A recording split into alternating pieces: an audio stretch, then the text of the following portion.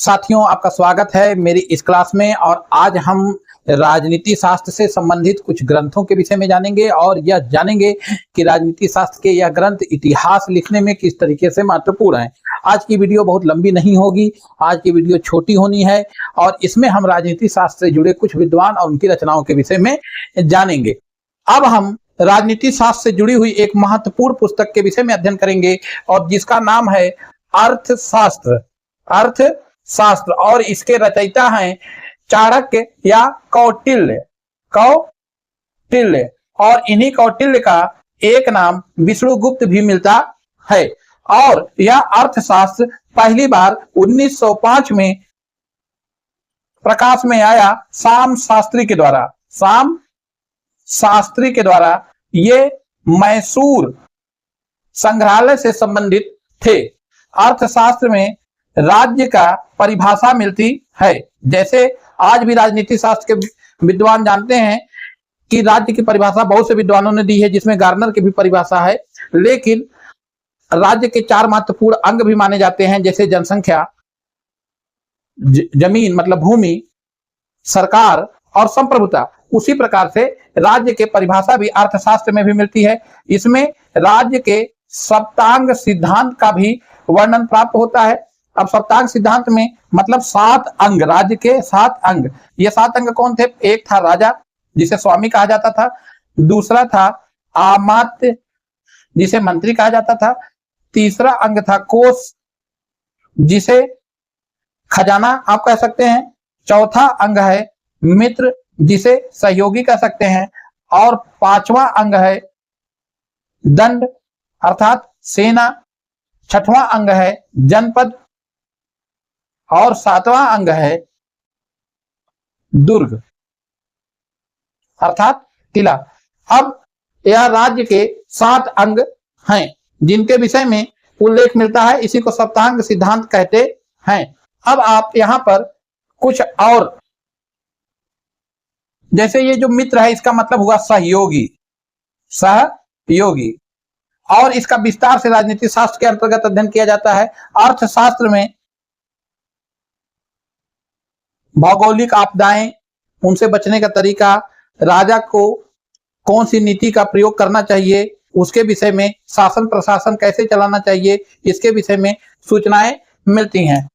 एक थे तिब्बत के विद्वान थे, तिब्बत के भिक्षु थे और विद्वान भी थे। इनका नाम था रिन चेन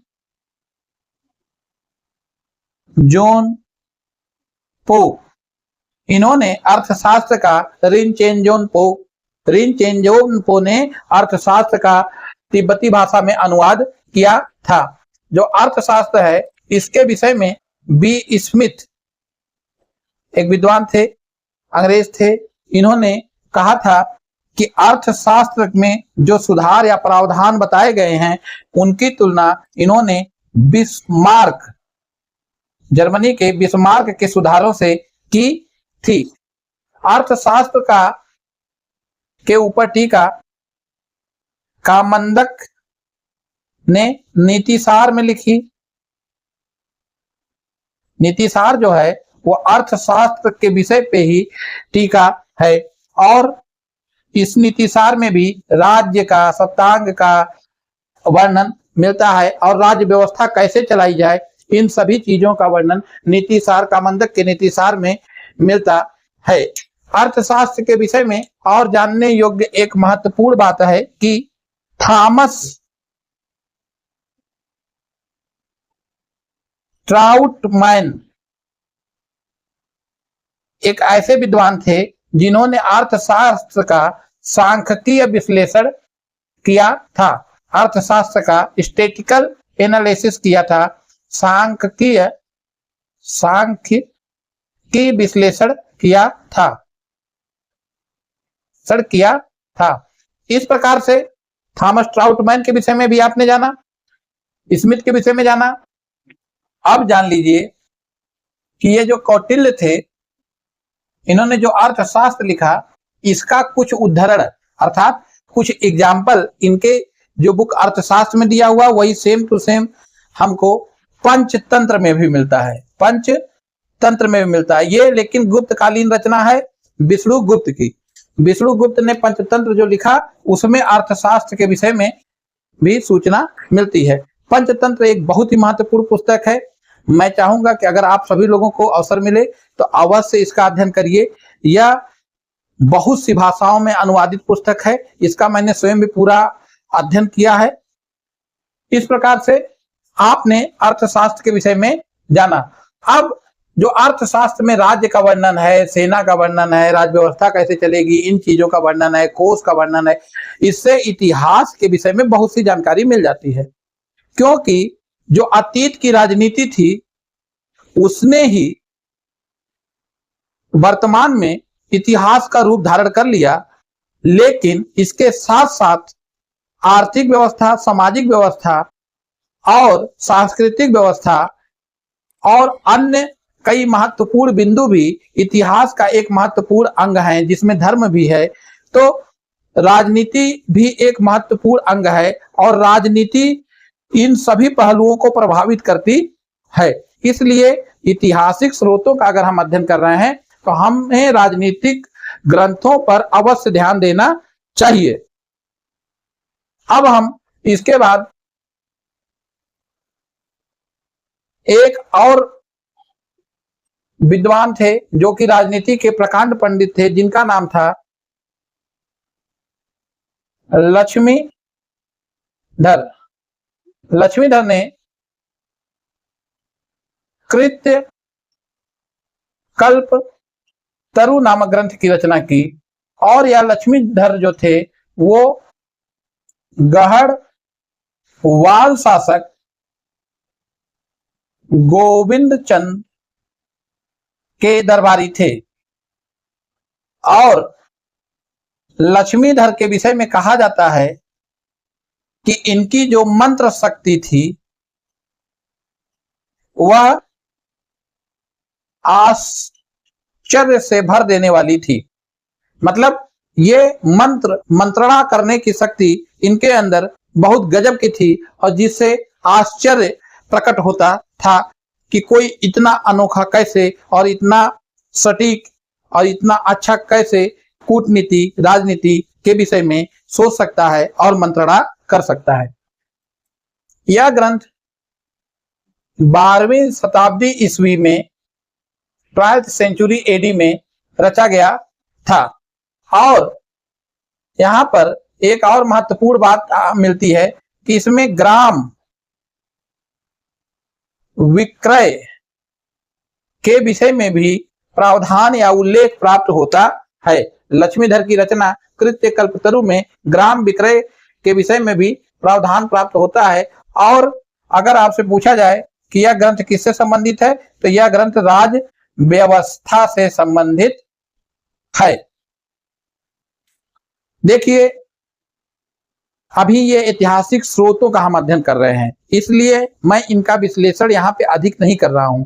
लेकिन जब हम गढ़वाल वंश के विषय में पढ़ेंगे, गोविंद चंद्र के विषय में पढ़ेंगे, उस समय इन्हीं लक्ष्मीधर का हम बहुत विस्तार से अध्ययन करेंगे। यहाँ बस हमको ऐतिहासिक स्रोत के रूप में इनको जानना है। अब हम राजनीति शास्त्र के एक और महान पंडित शुक्राचार्य के विषय में पढ़ेंगे। शुक्राचार्य के विषय में पढ़ेंगे। शुक्राचार्य जी ने एक महान ग्रंथ लिखा था जिसका नाम था शुक्र नीति। और इस ग्रंथ में भी राज्य व्यवस्था का उल्लेख मिलता है और राजनीतिक सिद्धांतों का उल्लेख मिलता है, सप्तांग सिद्धांत का उल्लेख मिलता है। और शुक्राचार्य एक महान विद्वान थे और इन्होंने एक बहुत ही सही बात कही और राजनीति से जुड़ा एक बहुत महत्वपूर्ण कथन कहा। वह कथन था कि जिस राज्य की अपनी कोई नीति नहीं होती उस राज्य को समझना चाहिए कि वह उस नाव के समान है जिसमें बहुत से छेद हैं। उस नाव के समान है जिसमें बहुत से छेद हैं। मतलब जिस राज्य की नीति नहीं होती है बिना नीति का कोई अगर राज्य है तो वह राज्य वैसी प्रकार से डूब जाएगा जिस प्रकार से छेद वाली नाव डूब जाती है। तो शुक्राचार्य का ये महत्वपूर्ण कथन, शुक्राचार्य ने बहुत सी महत्वपूर्ण राज्य व्यवस्था से संबंधित अपनी युक्तियां प्रदान की। अब इसके बाद हम अध्ययन करेंगे, अब राजनीति से जुड़ी कुछ महत्वपूर्ण पुस्तकें हैं जो कि प्राचीन भारत में लिखी गई और उनके विषय में अध्ययन कर लिया। कुछ ऐसा है कि पूर्व मध्यकालीन भारत में भी लिखी गई और कुछ मध्यकालीन भारत में भी लिखी गई। जैसे सोमदेव सूरी का ग्रंथ है नीति वाक्यामृत, ये नीति से संबंधित ग्रंथ है। इसमें राज्य व्यवस्था से संबंधित कई उल्लेख प्राप्त होते हैं और यह 10वीं शताब्दी में लिखी गई थी। फिर देवन भट्ट का है राजनीति कांड, ये 13वीं शताब्दी में लिखा गया था। फिर चंडेश्वर की है राजनीति रत्नाकर और विवाद रत्नाकर, यह 1325 ईस्वी के आसपास लिखी गई थी। इसके बाद नीलकंठ की है नीतम युग जो है नीलकंठ का ग्रंथ है।